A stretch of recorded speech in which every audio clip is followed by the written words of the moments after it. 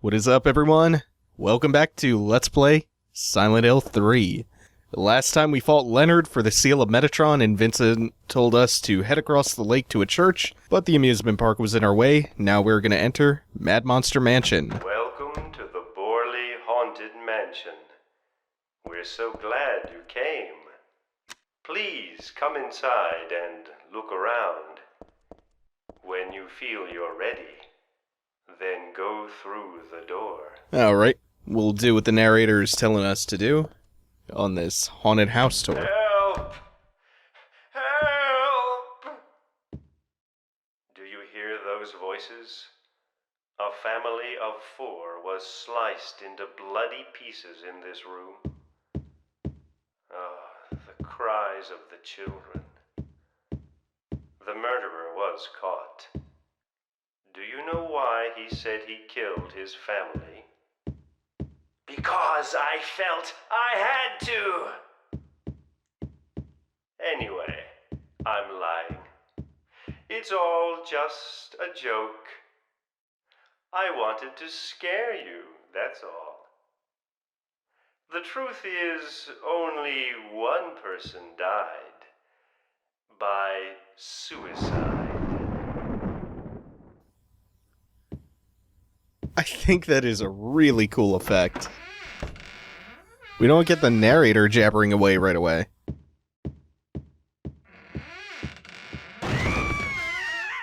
That's Danny. A quiet young man, but quite friendly as you can see. He was so eager to meet you.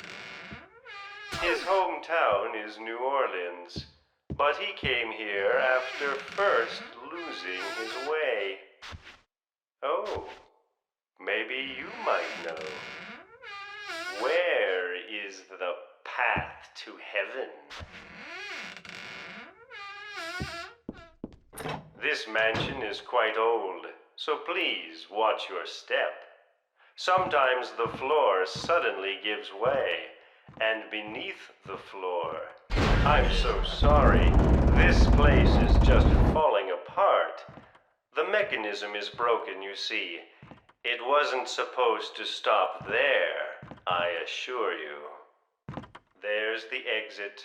I hope you enjoyed your tour. Please come back anytime. Or if you'd prefer, we could come and visit you instead. About that spiked ceiling, on hard action difficulty, that will actually kill you. So you're meant to hold R2 down, which is the ready button. It's your attack stance. It also causes Heather to crouch a little bit, which lets her survive. Now this is the goddamn red vortex from Downpour. This is where they got that idea. To have Murphy chased by a giant red vortex. If you let the vortex catch up to you, you'll take damage on the very fringe of it, on the very edge. If you let it get about a centimeter closer than that to you, it completely engulfs you and you basically disintegrate. And it can be a little bit of a pain in the ass to run away from it with tank controls, so you might want to consider switching to the alternate control method for that running sequence if you're not good with tank controls. That running section still kind of gives me problems sometimes. Luckily we got through there without too much of an incident. So... Oh wait, this is the wrong gate. This is the gate that I need to pull open later on. So you might have noticed a message flash up in the bottom of the screen when I try to open the gate. Heather mentions that the gate, it doesn't seem like it's locked, but it is stuck, and she's not strong enough to just brute force the thing open. So we're looking for some method of opening that gate in here. So on the bleachers we find a chain. That chain is going to become very useful in our pursuit of a way to open that gate. And then I know there's ammo and health somewhere around here. I'm trying to find it. The reason normally I wouldn't care that much about trying to find ammo and health, but I think this might be SMG ammo. And we have not gotten a whole lot of that. We got the magazine right by the wheelchair in the basement hallway where we found the gun. Don't think we've gotten too much SMG ammo, though. It's gotta be around here somewhere. I thought it was on the popcorn wagon. Also, that red shoe is unrelated to the gate puzzle that we're working on. But it will play a similar role. Though not quite the kind you might think. It's actually a bit more straightforward than a lot of the item-based puzzles. And it was just shotgun ammo. Shit. Oh. Anything out here real quick? I shouldn't have stuck around. It was a bad idea. I think he got nicked by Pendulum. Okay, now we will hook the chain up to the gate. Also, I should heal. Yeah, just top off. Okay, we attach the chain to the door. That's fine, but she needs to find something to attach the other half to. You might be thinking, how can the chain help us force the door open? Which is a good question. We're going to attach it to a ride, and then we'll turn the ride on, and the ride will act kind of as a winch and pry that thing right off. Oh, just handgun bullets. I got excited for a second. I think we might get a couple rounds of SMG bullets in the next level.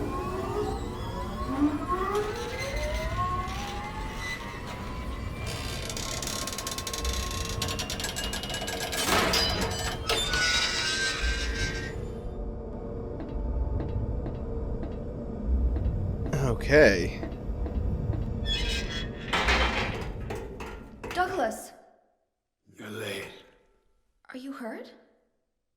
I can't move my right leg. I think it's broken. I'll call an ambulance. What? I don't think one will come. Don't worry. I'm used to it.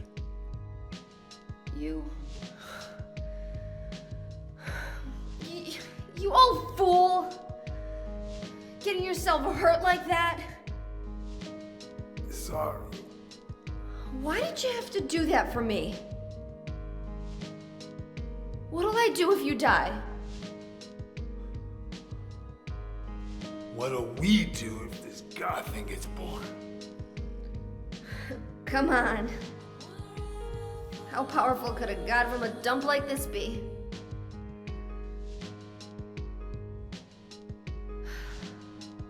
I'm sure it'll be no big deal. Yeah, but anyway, something's gonna happen. Who knows? Maybe we'd all be better off if it did. But if this is how a god of mercy acts, I don't want to see any more of him.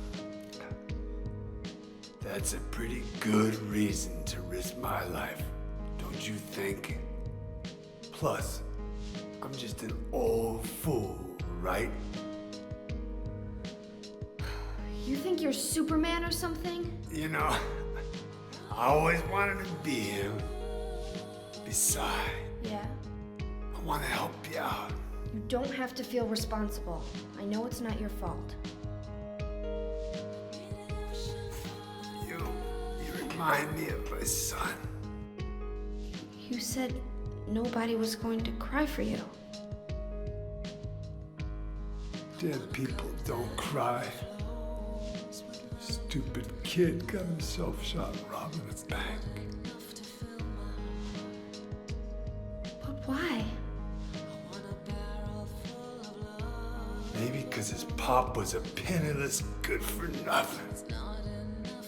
Who knows? Anyway, now I guess I'll never find out. Sorry. I shouldn't have said you reminded me of a guy like you. Well, maybe if you had compared me to your daughter. Listen, I'll take care of the rest. You stay here and I'll be back when it's over.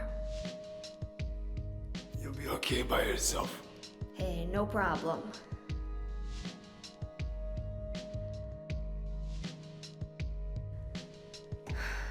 Besides, my dad's not around anymore, so only I can do this.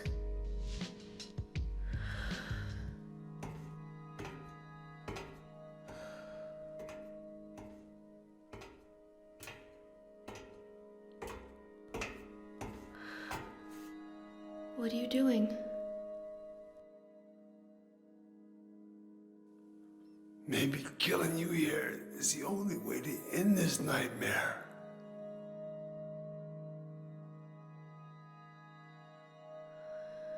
Yeah, you might be right.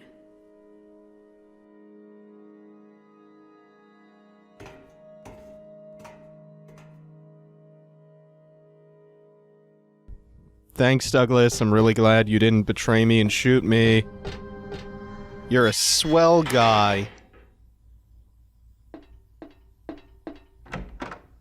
I saw a couple comments on the last episode speculating that Douglas was probably dead since he confronted the main antagonist of the game and started waving a gun in her face. Luckily, Douglas, who we've all grown so attached to, is alive. Client Claudia Wolf requests searching for then-infant Alessa Gillespie kidnapped by a man named Harry Mason. No word from the police. Kidnap location unknown. Old Silent Hill newspaper article. Alessa Gillespie, 7, dead in fire. Links to current case to be investigated. Priority low. Using alias Heather. Neighbors do not know real name. What's she hiding? Oh, whoops. I flashed by that too quick.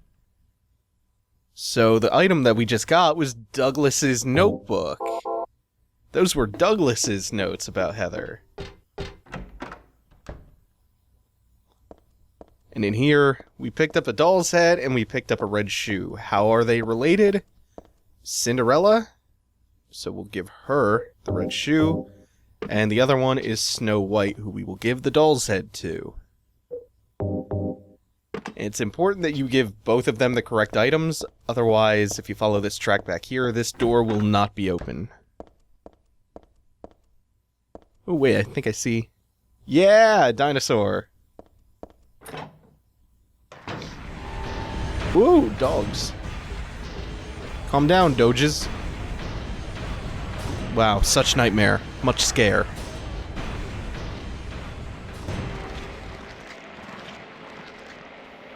Dolly is the one who said it. Said the girl was a demon, that she took my daughter for a sacrifice. But it's not totally believable. I mean, appearances can be deceiving. When I saw that photo in the hospital basement, I thought, that girl looks like Cheryl. Is that why I feel this way? Something's not normal anyway. Nothing good will come of this, but I just can't think of her as a demon. Is it my imagination, or do I actually feel sorry for her? Why do I feel like she's looking for someone to help? Cheryl's what's important to me. Everything can wait until I've gotten her back. It's dated some 17 years earlier and signed by Harry? Dad? Yeah, that red notepad on the ice cream stand is a memo from Harry written 17 years ago. How cool is that? I love these little flourishes, these little details.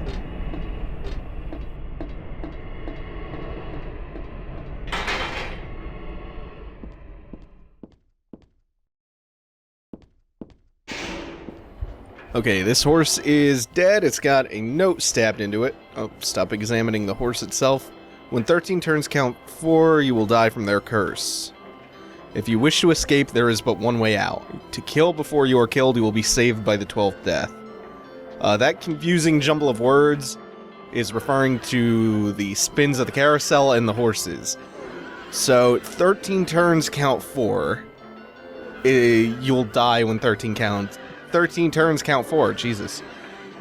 Meaning when it's 13 times 4. So when it turns 52 times, you will die to this mysterious curse. And to stop that from happening, we have to kill all of these horses who are breathing toxic gas. Yeah. And the way you do that is just quick melee swipes. Overheads with the katana work really well. Usually takes about 2 to 3 per horse, and there are 12 horses to kill.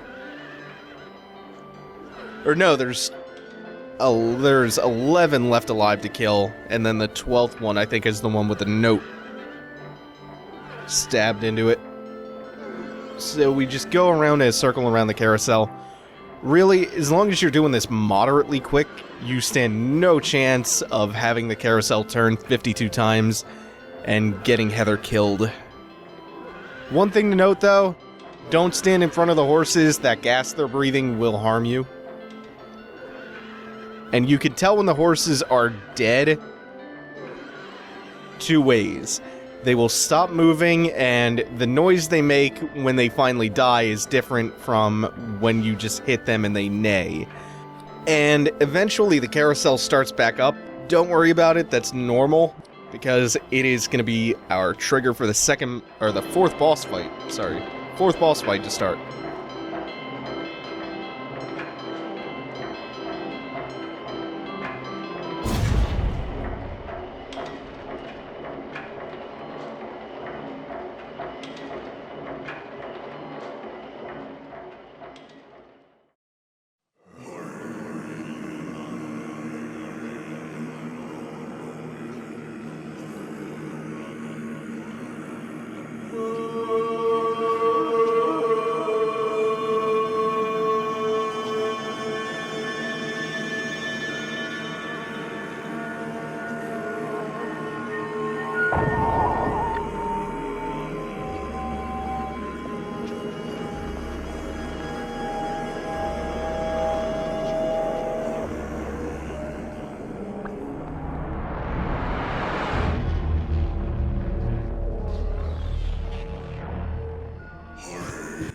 Our fourth boss of the game is Shadow Heather, the memory of Alessa.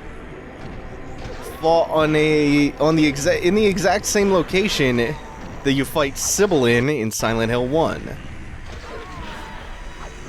This boss is going to be the boss where I take the most damage out of anything in the entire game. I will use more health items fighting this boss than I have used in total throughout the entire game up until this point. And it's totally intentional because it's just way simpler to brute force her. She has 4 stages to this fight. Each stage she just appears with a new weapon. The first stage she has that weak knife. Totally fine to just let her swing it at you a couple of times and use a health drink afterwards. She will block your attacks in all of her forms. Her second form, she wields a handgun. If you stick close to her, like within the maximum range of the katana and a little bit outside that, she will only try to hit you with the gun. She won't actually fire it at you. If she does shoot you, it does a whole lot of damage. So we stick close to her. A couple of overhead swipes and each form goes down pretty quick. That form didn't manage to get too many hits on me, so that's nice. Sometimes she's very generous and she staggers easily. Other times she will just not take hit stun when you land a hit on her, and she'll just carry on with her attacks, and you just trade hits with her. That's totally fine.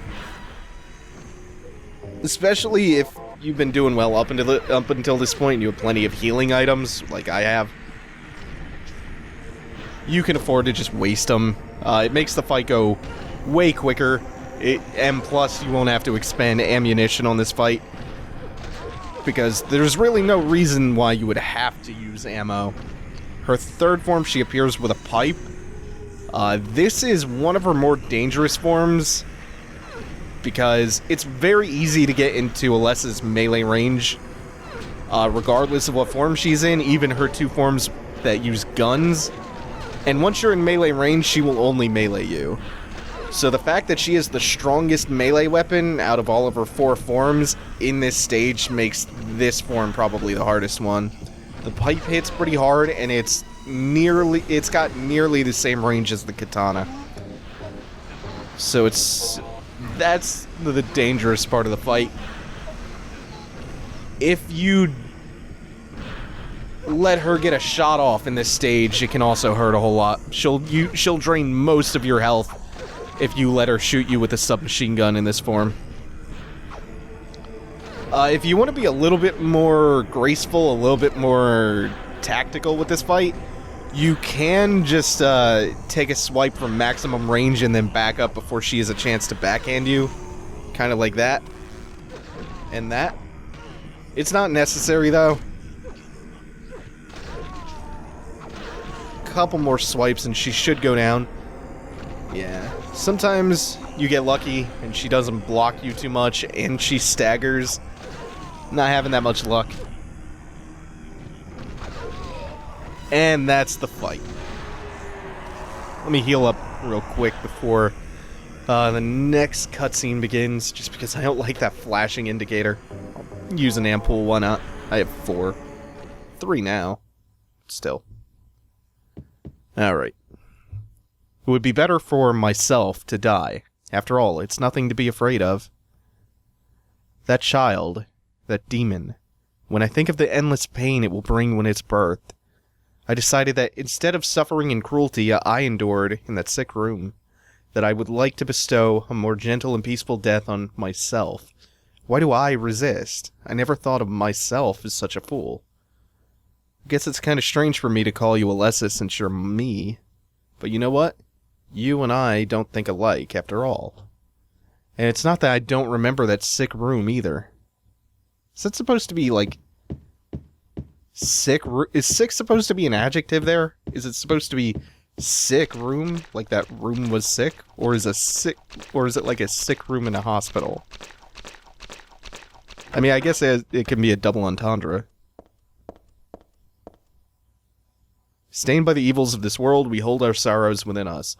Only you can heal us these wounds. Each morning, afternoon, evening, and night, we call your name and pray for the day of the miraculous descent. I give to you, unreservedly, my body and my eternal soul. Whatever darkness may befall me, I will endure with you beside me.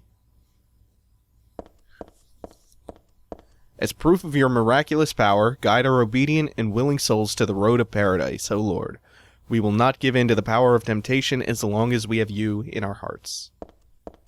There's that phrase again, the road to paradise. O Lord, save us with your compassion. O Lord, shower us with your blessings.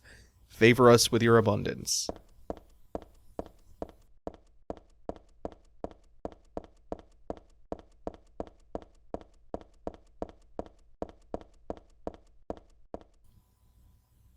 This door is the gate which leads to the road to paradise. Embrace the bosom of the Holy Mother, admit your sins and be forgiven. Eternal tranquility can be yours.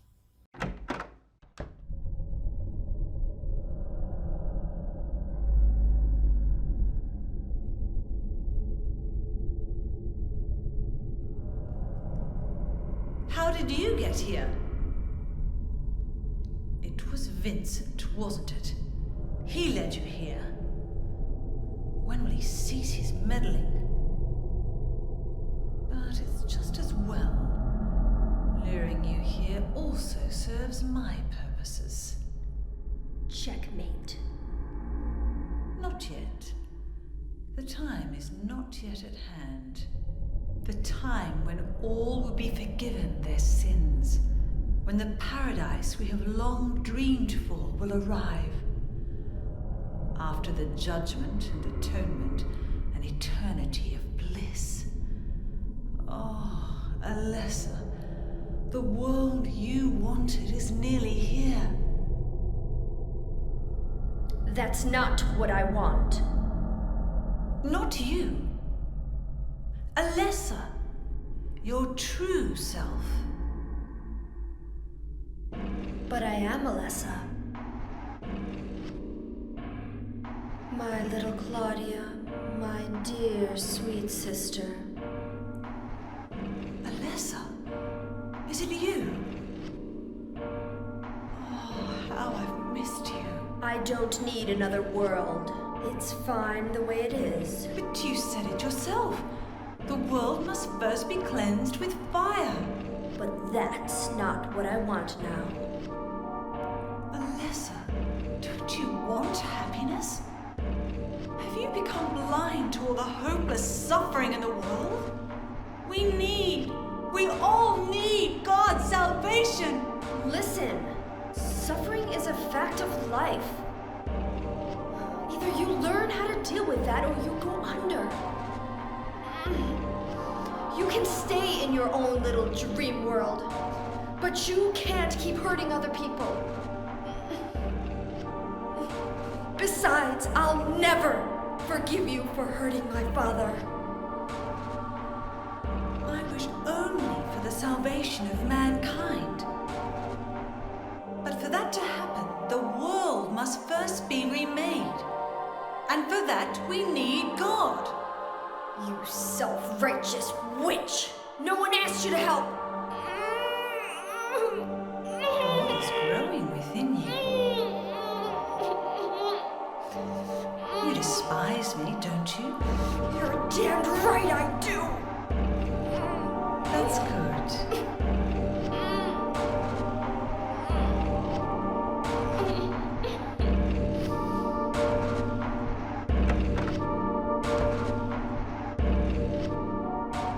You know, when she talks about the salvation of mankind, the M in mankind is capitalized like it's a proper noun, so all I can think of is mankind the wrestler.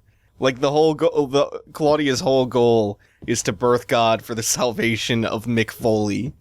Anyway, we find ourselves in this creepy church. This should be our penultimate episode. God is growing within Heather. Everything is getting ready to come to a head. We will address everything next time and wrap things up. Thanks for watching, everyone. Take it easy. Have a good one.